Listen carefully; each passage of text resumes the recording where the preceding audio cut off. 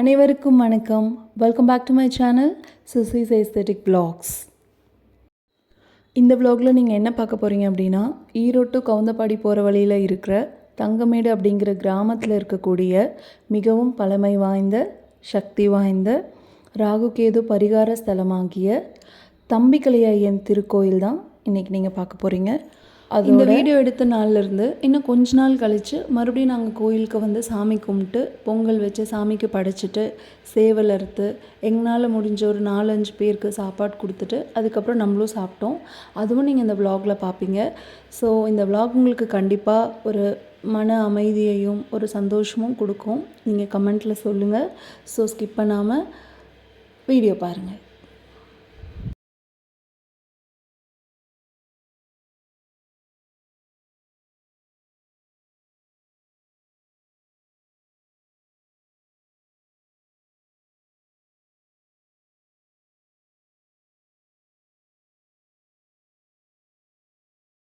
நாங்கள் வந்து பிரதோஷம் அன்னைக்கு கோயிலுக்கு போயிருந்தோம். உள்ளுக்குள்ளே வந்தோடனே கை கால்லாம் கழுகிட்டு நேராக பிள்ளையார் சாமி கும்பிட்டுட்டு அப்படியே சைடில் விளக்கேற்றுறதுக்காக போயிட்டோம். நடுவில் இங்கே கூட்டமாக இருக்காங்களே இவங்களோட அழகும் கொஞ்சம் நேரம் அப்படியே நின்று பார்த்துட்டு அதுக்கப்புறம் விளக்கேற்றுறதுக்காக போனோம். பாருங்கள் எவ்வளோ அழகு இல்லை.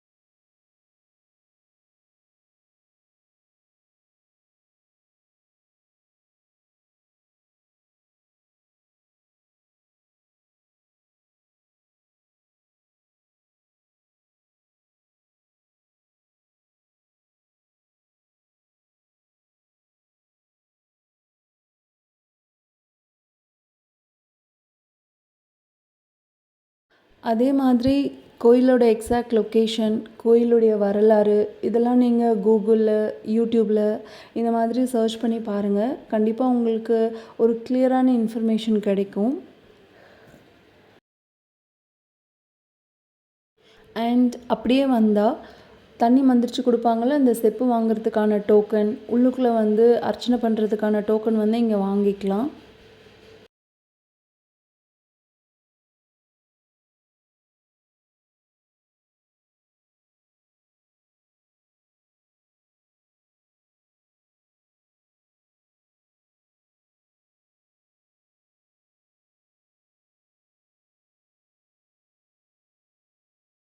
இதுதான் செப்பு. இதில் தான் விபூதி போட்டு தண்ணி மந்திரிச்சு கொடுப்பாங்க.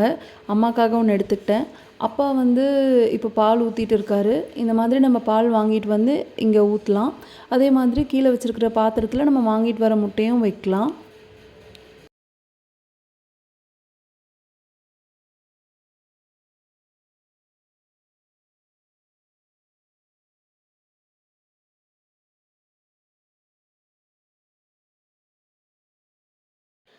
அண்ட் இந்த ஒரு காட்சி என்ன ஒரு அழகு, என்ன ஒரு தெய்வீகம்.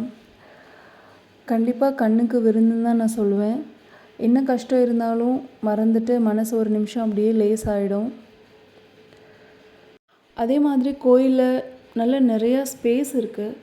நம்ம அப்படியே சாமி கும்பிட்டுட்டே அப்படியே ரிலாக்ஸ்டாக அப்படியே பேசிட்டு நடந்து வரலாம்.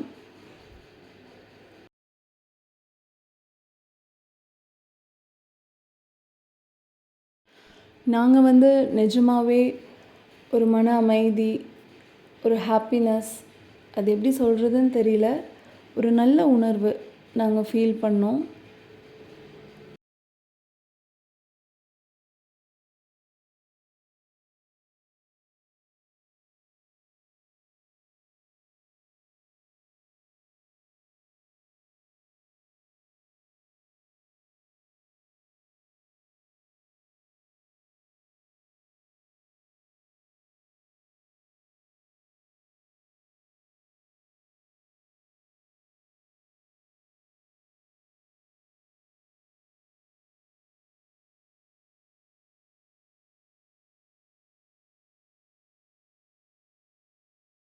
அப்போது வெளியிலலாம் சுற்றி நம்ம எல்லா சாமியும் கும்பிட்டுட்டு இப்போ உள்ளுக்குள்ளே போகிறோம். நான் வந்து நிறைய சன்னதி உங்களுக்கு காமிக்கல வீடியோவில். ஸ்ரீ நாகேஸ்வரி அம்மன் சன்னதி, அதே மாதிரி வந்து ஸ்ரீ ராகு கேது சன்னதி, ஐயன் சன்னதி காமிச்சிருக்க மாட்டேன். ஏன்னா வீடியோ எடுக்கலாமா எடுக்கக்கூடாதா, பெர்மிஷன் இருக்கா அப்படின்னு எனக்கு தெரியல. அதனால தான். கண்டிப்பாக நீங்கள் ஒரு நாள் வந்து மனநிறைவாக சாமி கும்பிட்டு போங்க. அப்புறம் இன்பிட்வீனில் மியூசிக் எதுவும் இல்லாமல் வீடியோ ப்ளே ஆகுதுன்னு நினைக்காதீங்க. கொஞ்சம் அட்ஜஸ்ட் பண்ணிக்கோங்க. அப்கமிங் டேஸில் நான் அது கரெக்ட் பண்ணிடுறேன்.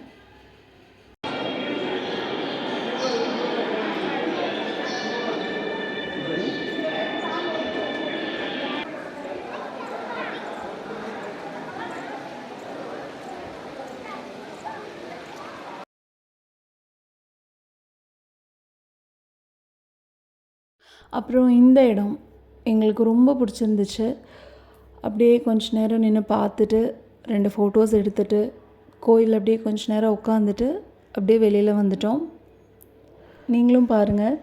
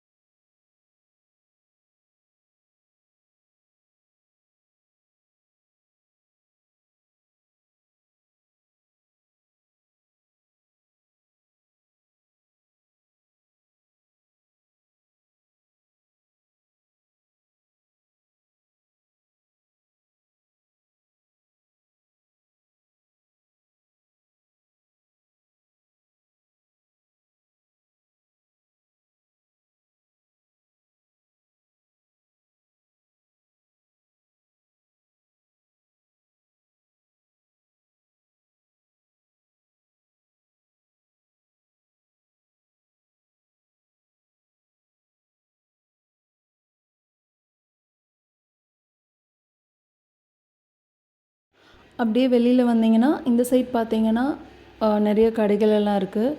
அதே மாதிரி அந்த பக்கம் வந்து ஃபேமிலிஸ் தங்கி சமைச்சு சாப்பிட்டு போகிறதுக்கான ரூம்ஸ் ரெண்டலுக்கு அவைலபிளாக இருக்குது. அதை பற்றின டீட்டெயில்ஸ் நீங்கள் அவங்கக்கிட்ட கேட்டு தெரிஞ்சுக்கலாம்.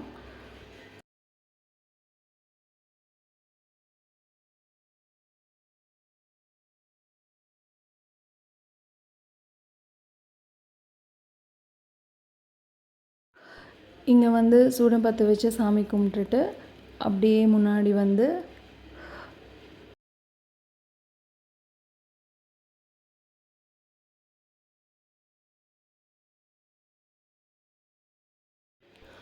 இங்கேயும் சூடம் பற்ற வச்சு சாமி கும்பிட்டுட்டு கொஞ்ச நேரம் அங்கேயே நின்றுட்டு வந்துட்டோம். அவ்வளோதாங்க. நம்ம சந்தோஷமாக மனம் திருப்தியாக சாமி கும்பிட்டுட்டு கிளம்பியாச்சு. நெக்ஸ்ட் வந்து நம்ம ஒரு பேக்கரிக்கு போயிருந்தோம். அங்கே பப்ஸ் டீ எல்லாம் சாப்பிட்டுட்டு ஆக்சுவலி அது லன்ச் டைம் கொஞ்சம் தாண்டிருச்சு. அதனால் நாங்கள் அடுத்தது வந்து ஒரு ஹோட்டலுக்கு போயிருந்தோம்.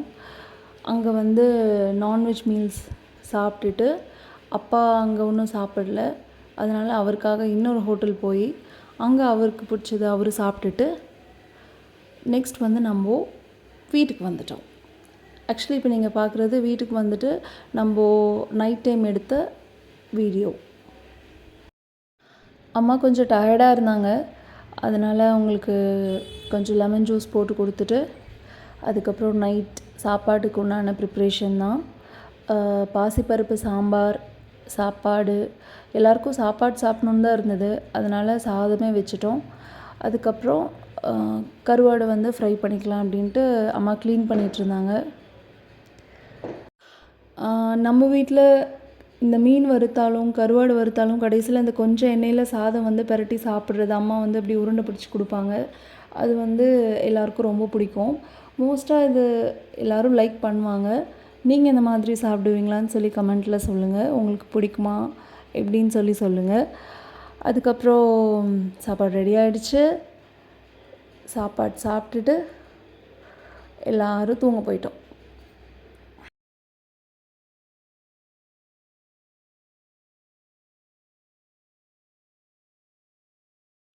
நான் கொஞ்சம் மெல்ல மெல்ல சாப்பிட்டுட்டு இருந்ததுனால அப்பா ரூமில் லைட் ஆஃப் பண்ணிட்டாங்க. அதனால் கிச்சன் ரூமில் கொண்டு வந்து வச்சு சாப்பிட வேண்டியதாகிடுச்சு. நெக்ஸ்ட் வந்து மீஷோவில் ஒரு ட்ரெஸ் நான் ஆர்டர் பண்ணியிருந்தேன். ஸோ அந்த பார்சல் ஆல்ரெடி வந்துருச்சு. அதுதான் நம்ம ஓப்பன் பண்ணி பார்த்துட்டு அதுக்கப்புறமா அம்மா நானும் தூங்க போயிட்டோம்.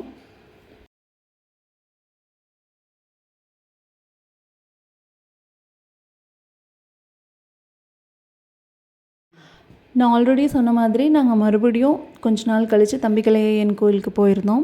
அப்போ அடுத்த நாள் போகிறதுக்காக முன்னாடி நாளே அதுக்கு உண்டானது தேவையானதெல்லாம் நான் ரெடி பண்ணி வச்சிட்ருந்தேன். அடுத்த நாள் கோயிலில் விளக்கு போடுறதுக்காக புது விளக்கெல்லாம் வாங்கிட்டு தண்ணியில் கழுகிட்டு அதுக்கு மஞ்சள் குங்குமம்லாம் வச்சுட்டு காயறதுக்காக வச்சுட்டேன். அடுத்த நாள் வந்து நம்ம அப்படியே எடுத்துகிட்டு போய் கோயிலில் எண்ணெய் ஊற்றி திரி போட்டு விளக்கு போட்டுக்கலாம். அதே மாதிரி தேங்காய், பூ, பழம், மாலை, எலுமிச்சைப்பழம், சாமிக்கு பொங்கல் படைக்கிறதுக்காக வாழை இலை இதெல்லாம் முன்னாடி நாளே வாங்கி ரெடி பண்ணி வச்சிட்டோம். ஸோ தட் அடுத்த நாள் காலையில் சீக்கிரமாக கிளம்பி போய் அங்கே பொங்கல் வச்சிடலாம்.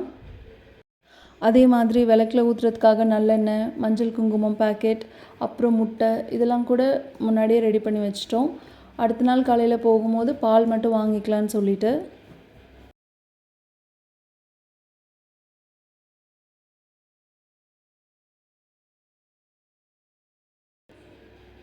இப்போ நம்ம மறுபடியும் கோயிலுக்கு வந்திருக்கோம் பொங்கல் வச்சு சாமி கும்பிட்றதுக்காக. நான் தான் பச்சரிசிலாம் களைஞ்சி பொங்கல் பானையில் தண்ணி ஊற்றி அடுப்பு மேலே வச்சுருக்கேன்.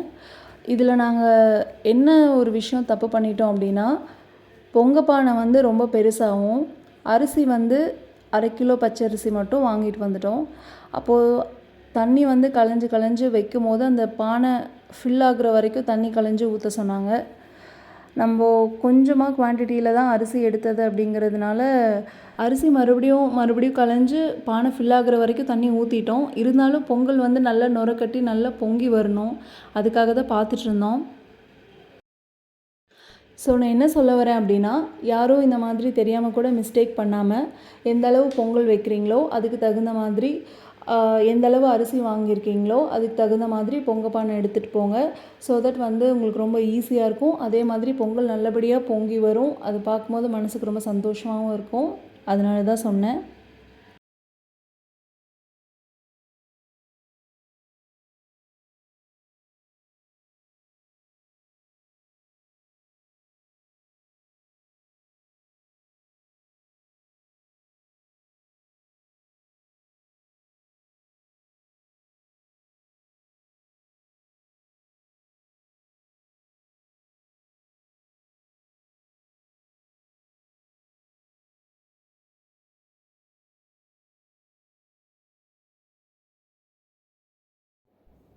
அண்ட் கொஞ்ச நேரத்தில் நாங்கள் வச்ச பொங்கலும் நல்லபடியாக பொங்கி வந்துருச்சு. பாருங்கள், ரொம்ப சந்தோஷம். அதுக்கப்புறம் எக்ஸ்ட்ரா இருக்கிற தண்ணிலாம் எடுத்துகிட்டு அரிசி போட்டுட்டு விளக்கு போட்டு வரத்துக்காக நாங்கள் போயிட்டோம். அம்மா வந்து பொங்கல் வச்சுட்டாங்க. நாங்கள் மறுபடியும் வந்து தேங்காய், பழம் வாங்கிட்டு வந்த பூஜை பொருட்கள்லாம் தாம்பூலத்தில் வச்சு நாங்கள் செஞ்ச பொங்கலும் வாழை இலையில் எடுத்து வச்சு கொண்டு போய் சாமிக்கு பூஜை பண்ணிவிட்டு படைச்சிட்டு வந்துட்டோம். அந்த அவசரத்தில் அது வீடியோ எடுக்க முடியல, சாரி. அண்ட் இப்போ நீங்கள் பார்க்குற மாதிரி மந்திரிச்சு கொடுத்த தண்ணி அம்மா குடிச்சிட்டு செப்பு உடைக்கிறதுக்கு ஒரு இடம் இருக்குது, அங்கே போய் உடச்சிட்டு வந்துட்டாங்க. இதுக்கு நடுவில் என்னென்னா, நம்ம பொங்கல் சாமிக்கு படைச்சிட்டு சாமி கும்பிட்டு வரும்போது உள்ளுக்குள்ளே தீர்த்தம் கொடுப்பாங்க. அதை நம்ம வாங்கிட்டு வந்திருப்போம்ல சேவல், அதை எடுத்துகிட்டு போய் தீர்த்தம் தெளித்து துளிர்த்ததுக்கப்புறமா அங்கே ஒரு இடம் இருக்குது, சாமி முன்னாடி வச்சு சேவலை அறுப்பாங்க. அப்போ நம்ம அதை எடுத்துகிட்டு வந்துட்டு நாங்கள் என்ன பண்ணோன்னா, கோயில் விட்டு வெளியில் வந்தால் கடைகள் இருக்குது, அங்கே ஒரு கடையில் கொடுத்தோன்னா அவங்களே க்ளீன் பண்ணி குறிப்பிட்ட டைமில் சமைச்சு கொடுத்துருவாங்க. நம்ம அமௌண்ட் மட்டும் கொடுத்தா போதும். அந்த மாதிரி நாங்கள் பண்ணிக்கிட்டோம். இப்போ நாங்கள் சாப்பிட்ருக்கிற ஸ்பாட் பேர் வந்து ஆயா கடை. சாப்பாடு ரொம்ப நல்லா இருந்துச்சு. வந்துருக்கிற கெஸ்ட் எல்லாம் கூட ரொம்ப நல்லா இருக்குன்னு சொன்னாங்க. நல்லா காரசாரமாக எங்களுக்கு பிடிச்ச மாதிரியே இருந்துச்சு. அப்போ எல்லோரும் நல்லா சாப்பிட்டுட்டு அதுக்கப்புறம் ஐஸ்கிரீம், குல்ஃபி இதெல்லாம் வந்து எக்ஸ்ட்ரா பே பண்ணி வாங்கி சாப்பிட்டுட்டு கொஞ்ச நேரம் இருந்துட்டு அவங்களும் கிளம்பிட்டாங்க. அப்புறம் செஞ்சுருந்த கிரேவி கொஞ்சம் பேலன்ஸ் இருந்தது, அதுவும் பாக்ஸில் எடுத்துகிட்டு நாங்களும் கிளம்பிட்டோம்.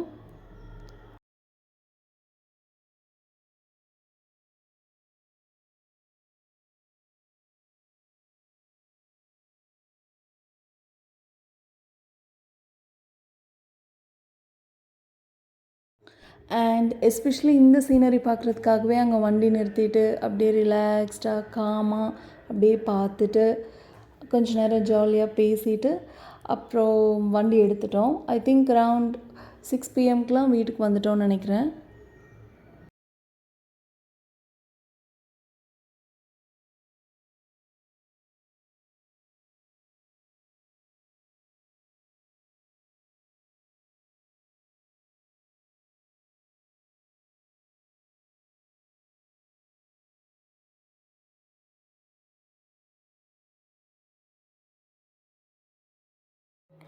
ஸோ நீங்களும் ஒரு நாள் கோயிலுக்கு வந்து சந்தோஷமாக சாமி கும்பிட்டு போங்க.